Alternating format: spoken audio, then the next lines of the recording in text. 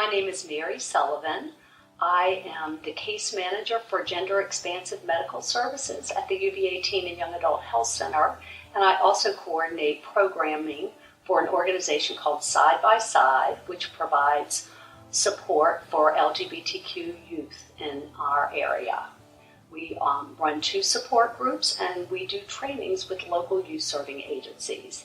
And today I'm here to answer some questions that have been submitted to me by local high school students. So the first one, how does one come out with homophobic or heteronormative parents? So let me start by defining a few terms. First of all, what is coming out?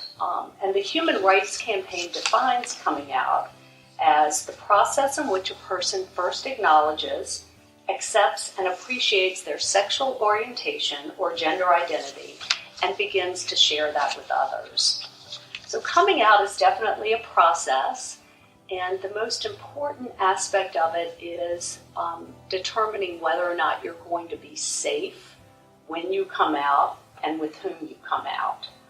Most parents want their children to be healthy and happy, and they might worry about what coming out as gay or transgender or gender fluid means for your physical and emotional health. And sometimes when parents are worried, their responses often resemble anger. So keep that in mind. I think it's really important for folks to be aware of who they may be safe coming out to, and there are many benefits to coming out and being your true self, but if you fear for your safety, that might not be the best area in which to come out. I've also seen parents who initially were very resistant to their children coming out really change their beliefs as they saw their children thrive in becoming their real selves. But again, it's really important to ascertain who is a safe person to come out to. And there may be places like at home or in a faith community or in a school where you feel safe and comfortable coming out. There may be other places that you don't feel as safe coming out in. It's also important for friends of kids who are LGBTQ to realize that coming out is not something you should do for someone else. So you don't out other people. You leave that to your friend to do that for themselves. So the second question is, how does one determine his or her sexuality and feel certain about it? And I don't really know anybody who's 100% certain about anything. I know that a lot of folks have ways to describe themselves in terms of their gender identity and sexual orientation.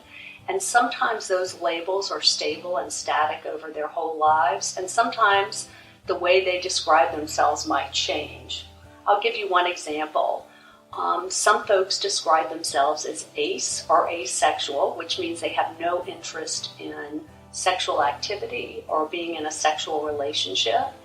And somebody who describes himself that way may stay that way through their lifetime, or that may change for them depending on the relationship they're in, meeting somebody new, embarking on a new romantic relationship. So again, those definitions can change for people over time. I think sometimes people feel that they need to be certain about it in order to please or placate other people. And I always encourage youth to do what's comfortable for them and not worry about how other people might label them or judge them. Number 3, do people who are transgender love people who are their new gender or their old gender? So again, I'm going to do a little defining here. When somebody identifies as transgender, that means that their biological sex, or what we sometimes call their sex assigned at birth, is not consistent or congruent with how they see themselves gender-wise.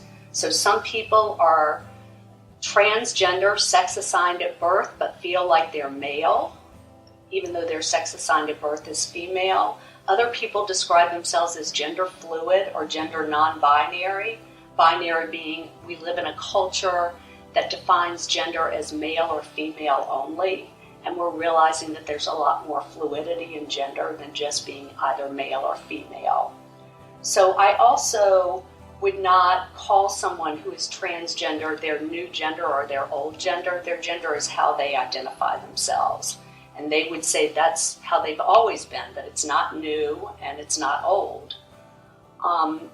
And some people conflate sexual orientation and gender identity. So gender identity is how you identify in terms of your gender, either cis male and female, which is when your biologic sex or sex assigned at birth is consistent with your gender identity, or transgender, when your sex assigned at birth is incongruent with your gender identity. And many people identify as gender non-binary, gender fluid, gender expansive. So that's all about gender identity. Sexual orientation is about your romantic attractions, who you're attracted to romantically and sexually. So they're really two different concepts. So people who are transgender might love somebody who is their gender, or love somebody who's a different gender, or is gender fluid, or agender, or gender neutral, or gender expansive. They're two completely different concepts. And that goes to the fourth question, which is, can you be gay and transgender? So someone who is gay is romantically attracted to somebody who identifies as the same gender as the person.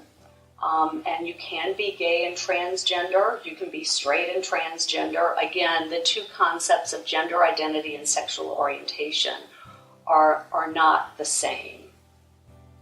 And then the final question is, what are the risks of homosexual intercourse? And I'm not quite sure what one means by homosexual intercourse. There are different types of sexual activity that people of all sexual orientations engage in, and there are certain sexual activities that are definitely more high risk than others in terms of physical and emotional risk. I think it's really important to realize that sexual activity, although we stress quite often physical risk, also involves emotional risks in terms of attachment and people feeling different about each other within the relationship, particularly once sexual activity is begun. There definitely are sexual activities that are more high risk than others in terms of pregnancy and sexually transmitted infections. Penis and vagina intercourse is high risk in terms of pregnancy and is risky in terms of sexually transmitted infections. Anal intercourse is the highest risk activity in terms of sexually transmitted infections. And then oral sex using the mouth on the genital area is also risky in terms of sexually transmitted infections. So there's not higher risk because somebody is gay and engaging in sexual activity. They're just different types of sexual activity that are higher in risk in terms of sexually transmitted infections and pregnancy.